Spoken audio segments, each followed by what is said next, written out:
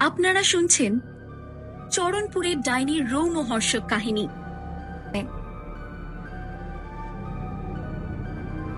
পশ্চিমবঙ্গের আসানসোল শহর থেকে 100 কিলোমিটার দূরে অবস্থিত চরণপুর নামক একটি গ্রাম, যে গ্রাম প্রায় 25 বছর আগে অবধি নিজের সমস্ত অলৌকিক রচনার কারণে দূর দূরান্ত পর্যন্ত লোক মুখে পরিচিত ছিল, আজকে নিস্তব্ধতা, ভয় এবং অন্ধকারে ডুবে গেছে। আর এই জন্য দায়ী ছিল একটি ডাইনি, যার আতঙ্ক পুরো গ্রামটিকে একটি শ্মশানের মতো নিস্তব্ধ করে রেখেছে আজ। যদিও এক সময় সেই ডাইনিকে এক নামকরা তান্ত্রিক তার তন্ত্র শক্তি দিয়ে নিয়ন্ত্রিত করে এক পুরনো বুড়ো অশ্বত্থ গাছে বেঁধে দেয়, কিন্তু তাও সেই ডাইনির আতঙ্ক আজও চরণপুর গ্রামের নিবাসীদের মনে প্রবলভাবে জীবিত। আজও রাত 9টার পর চরণপুর গ্রাম শ্মশানের মতো নিস্তব্ধতায় ডুবে যায়। কেউ ঘরের বাইরে পা অবধি রাখে না, এমনকি কোনো এক কারণবশত কেউ ওই বটগাছের আশেপাশে দিনের আলোতেও যাওয়ার সাহস করে ওঠে না। কারো কারো এই ঘটনা নিছকই কাহিনী বলে মনে হয়, আবার কিছু মানুষ সত্যি ভেবে বিশ্বাস করেন। কোনো এক মাঘ মাসের কনকনে শীতের রাত, চারিদিক ঘন কুয়াশায় আচ্ছন্ন, আর চরণপুর গ্রামের চারিদিক নিস্তব্ধতায় ডুবেছিল। এরম নিস্তব্ধতা যেন সেই গ্রামে কোনো কাকপক্ষীরও বসবাস নেই। কুয়াশা ধীরে ধীরে বাড়তে থাকলো, আর রাত ঘন হওয়ার আগেই পুরো গ্রামকে এক ছায়ার আবরণে জড়িয়ে ফেলছিল। এই সব কিছুকে অবজ্ঞা করে শম্ভু নেশায় মত্ত হয়ে গ্রামের একটি কোণে পথের ধারে পড়েছিল। সেও এই গ্রামের আদি বাসিন্দা। চরণপুর ডাইনির ভয় তারও প্রাণে যথেষ্ট ছিল। নেশা যতই তীব্র হয়ে যাক না কেন, শম্ভু ভুল করেও সেই বুড়ো অশ্বত্থ গাছের আশেপাশে কখনোই পা মারায় না। শম্ভু নিজেই নেশাতুর হয়ে নিজের মনে মনে একটি গান গুনগুন করে চলেছিল। সেই গভীর নিস্তব্ধতায় তার সেই মৃদু স্বরে গানও যেন পুরো আকাশে গম গম করে ছেয়ে যাচ্ছিল। ঠিক সেই মুহূর্তে নিস্তব্ধতার জাল ছিঁড়ে হঠাৎ এক সাইকেলের আওয়াজ শুনতে পাওয়া গেল। তা শুনে শম্ভু নিজে মনে বিড়বিড় করে বলে উঠল, এই এত রাতে আমি ছাড়া কার এত সাহস হলো ঘর থেকে বের হওয়ার?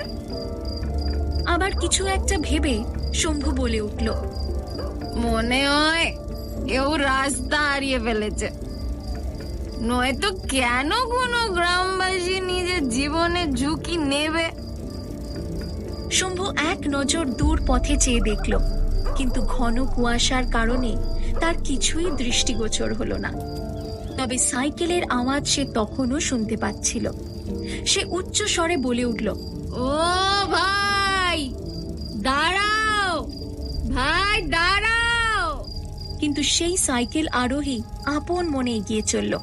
তার হাতে একটা টর্চ ছিল, যার আলো তাকে এগিয়ে যেতে সাহায্য করছিল। আর দেখতে দেখতেই সেই গ্রামের কাঁচা পথে আরো এগিয়ে গেল। চরণপুর গ্রামের কারোর সেই পথে এগিয়ে যাওয়ার সাহস ছিল না।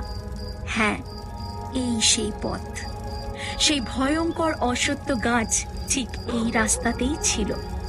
শম্ভু কিন্তু বুঝতে পেরেছিল যে পথিকটি ভুল রাস্তা ধরেছে এবং ক্রমশ মৃত্যুকে আমন্ত্রণ জানাতে এগিয়ে চলেছে। শম্ভু চিন্তায় ব্যতিব্যস্ত হয়ে আবার চিৎকার করে বলে উঠল, ও ভাই ওই পথে যেও না, যেও না, বিপদ, ওখানে বিপদ।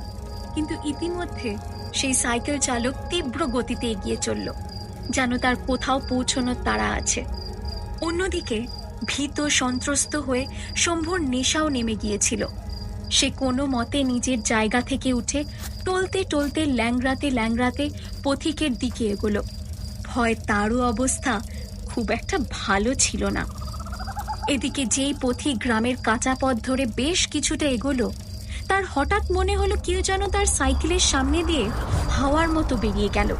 কিছুটা ভয় পেয়ে পথিক এদিক ওদিক টর্চের আলো ফেলে দেখল, কিন্তু সে কিছুই দেখতে পেল না। পথিক সাইকেলের গতি আরো বাড়িয়ে দিয়েছে। ঠিক এমন অবস্থায় সাইকেলের চেন পড়ে যাওয়ার আওয়াজ হলো, এবং ঠিক তাই পথিক তাড়াতাড়ি সাইকেলটি দাঁড় করায়, চেন ঠিক করতে চেষ্টা করে, কিন্তু সে এতটাই ভীত সন্ত্রস্ত যে চেনও ঠিক করে সারিয়ে উঠতে পারছিল না।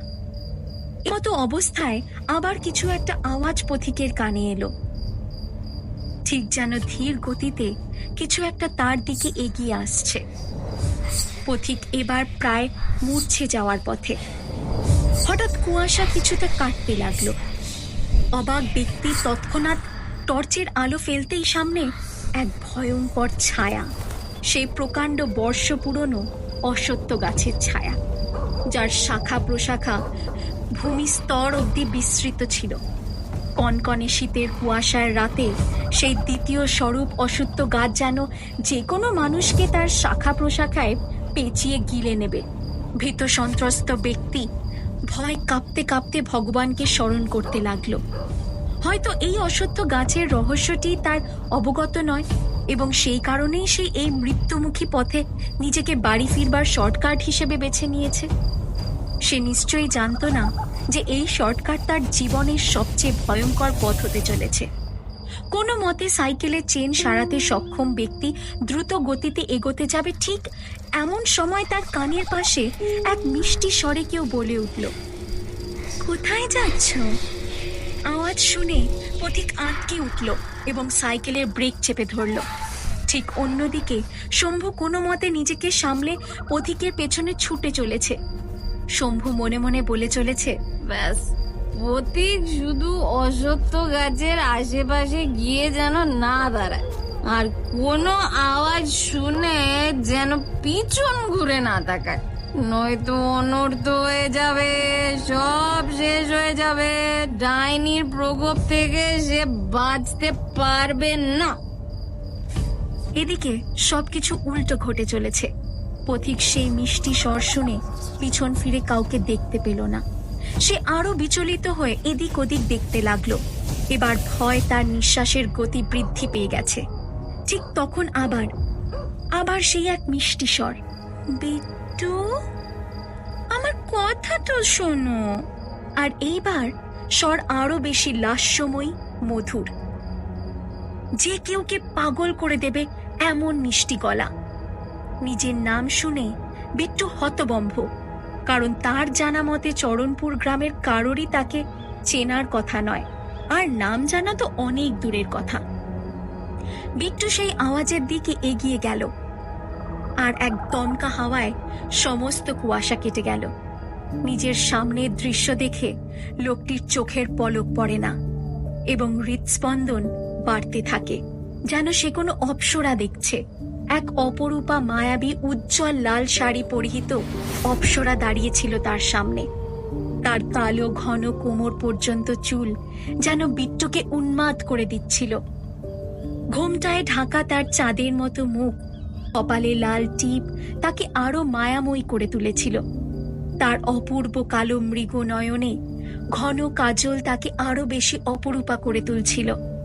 বিট্টু তখনও বুঝে উঠতে পারছিল না এই মায়াবী সুন্দরী এত রাতে গ্রামের পথে একা দাঁড়িয়ে কি করছে, বা সে বিট্টুর নামই বা জানল কিভাবে। কিন্তু সেই অপ্সরার রূপের জৌলুস তখন এই সব প্রশ্নকে ছাপিয়ে যাচ্ছিল। বিট্টু মনে মনে এসব ভাবছে, ঠিক তখন ওপাশ থেকে মায়াবী গলায় আরো একবার উঠে এলো, বিট্টু, দেখো না।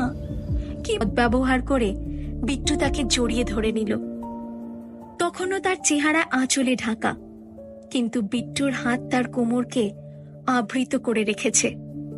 বিট্টুর হৃৎস্পন্দন বেড়েই চলেছে, এবং সে ওই মায়াবিনীর রূপ রসে আরো ডুবে চলেছে। মায়াবিনী এবার বিট্টুর আরো কাছে এসে সেই একই স্বরে বলে উঠল, এই বাঁধন থেকে আমায় মুক্ত করার জন্য অনেক ধন্যবাদ বিট্টু। ওই রূপের জৌলুসে মগ্ন বিট্টুর ইতিমধ্যে চারিত্রিক গুণ লোপ পেয়ে যায়। অন্ধকারের সুযোগ নিয়ে বিট্টু এবার ওই মায়াবিনীকে আরো একবার এক ঝটকায় দু হাতে জড়িয়ে ধরে নিল। মহিলাটি মুচকি হেসে বিট্টুর কানের কাছে এসে বলল, তুমিও খুব দুষ্টু দেখছি। বিট্টুও গভীর নিঃশ্বাস ফেলতে ফেলতে বলল, তোমার আঁচলটা সরাও, আমি তোমার অপূর্ব চেহারা দেখতে চাই।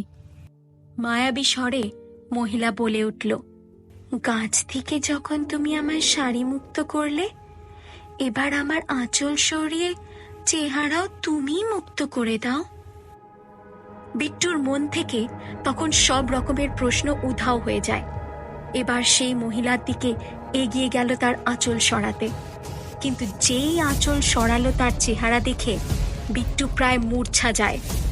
বিট্টুর সম্মুখে দাঁড়িয়ে থাকা মায়াবিনীর মুখের প্রায় অর্ধেক অংশ ছিল পোড়া দগদগে। সে দৃশ্য বড়ই ভয়ানক। আর তা দেখে বিট্টুর সমস্ত শরীর থরথর করে কেঁপে ওঠে।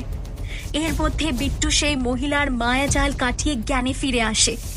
তবে ইতিমধ্যে অনেকটা দেরি হয়ে গেছে। না জেনে বুঝে কি বিট্টু বিগত 25 বছর ধরে তন্ত্রমন্ত্রের বলে অশ্বত্থ গাছে বন্ধ করে রাখা ডাইনিকে মুক্ত করে দিল? সেই নারী রহস্যময়ী নজরে বিট্টুর দিকে চাইল। এরপর সে উচ্চ স্বরে হাসতে আরম্ভ করে দেয়। সেই হাসি ছিল রোমহর্ষক।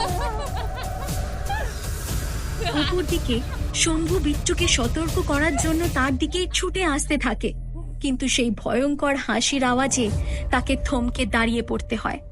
প্রথমে শম্ভুর নজর পড়ে বেশ কিছুটা দূরে বিট্টুর দিকে, আর ঠিক পর মুহূর্তেই সেই লাল শাড়ি পরিহিত মহিলার দিকে। সেই মহিলাকে দেখে আতঙ্কিত শম্ভু কাঁপতে কাঁপতে শুধু একটাই কথা বলে উঠল,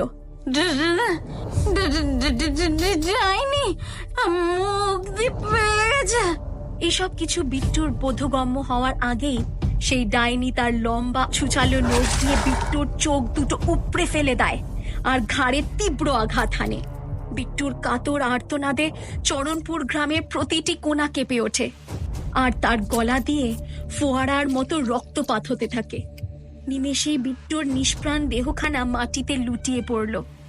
এসব স্বচক্ষে দেখে শম্ভুর প্রাণ আটকে যায়, আর সে সেই জায়গাতেই জ্ঞান হারিয়ে পড়ে যায় এবং এক ভয়ঙ্কর গা হিম করা হাসি হেসে সেই ডাইনি কুয়াশার সাথে মুহূর্তেই মিলিয়ে যায়। 25 বছর ধরে চরণপুর গ্রাম এই ডাইনির আতঙ্কেই কাবু হয়েছিল। কিন্তু কে ছিল এই ডাইনি, আর সে এই গ্রামকেই কেন নিজের শিকার বানিয়েছে? এই সব প্রশ্নের উত্তর ছিল না কারোর কাছেই। পরদিন সকালে অশ্বত্থ গাছের কাছে বিট্টুর মৃতদেহ পাওয়া গেলে সারা গ্রামে আতঙ্ক ছড়িয়ে যায়।